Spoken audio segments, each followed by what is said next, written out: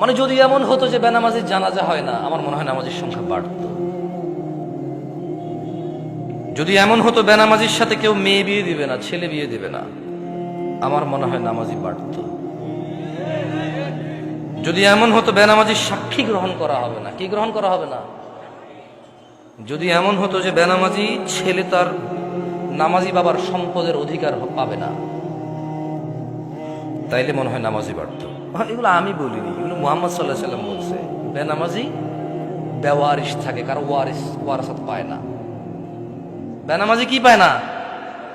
নামাজির ওয়ারাসাত পায় না, পৈতৃক সম্পত্তি পায় না। যে ছেলে নামাজ পড়ে না তার বাপের সে পৈতৃক সম্পত্তি পায় না, ইসলামে সে পায় না। সে মারা গেলে তার জানাজার নামাজ হয় না। বেনামাজি জামাই নামাজি বউ বিয়ে টিকে না হিসেবে। বাইনাল আবদি ওয়া বাইনাশ শিরকি ওয়াল কুফর তারকুস সালাহ। বান্দা শিরিক আর কুফরের মধ্যে পার্থক্য হচ্ছে নামাজ ত্যাগ করা। তো বেনামাজি নামাজি যদি বউ জামাই হয়, টিকবে না তো, থাকবে না এই সংসার। খুব সিম্পল লজিক।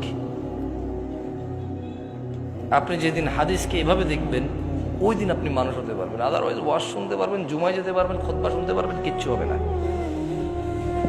আর আমার মতো লোকজন নিয়ে এসে, আমার থেকে উন্নত লোকজন নিয়ে এসে কতক্ষণ নিজের এলাকার সুনাম করতে পারবেন? প্যান্ডেলে জায়গা হয় নাই রে, বিশাল বড় প্যান্ডেল, মানুষ আর মানুষ, হুজুর কাঁপায়া দিছে, ফাটায় দিছে। হ্যাঁ, এগুলো পারবে না, কিচ্ছু পারবে না। ঠিক কিনা?